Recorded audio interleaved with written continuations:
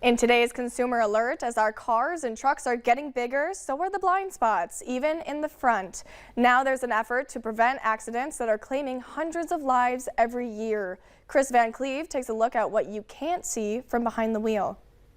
4-year-old Hudson Foshee was a vibrant little boy, lost in a preventable accident.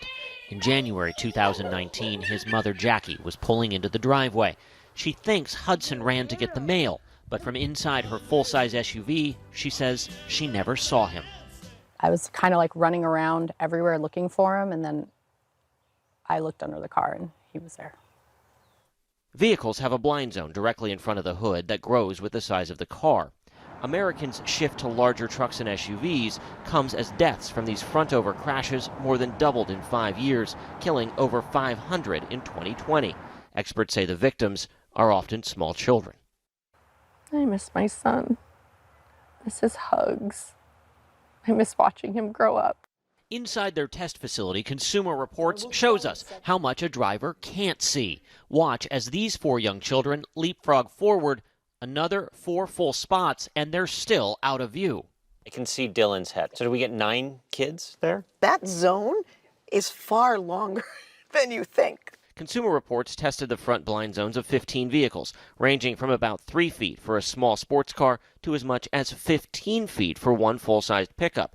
Consumer Reports showed us 3 different demos. The larger the car, the larger the blind zone. Connecticut Senator Richard Blumenthal is now proposing legislation to make front-facing cameras and collision avoidance sensors standard. The technology already exists, but the camera is often an expensive add-on.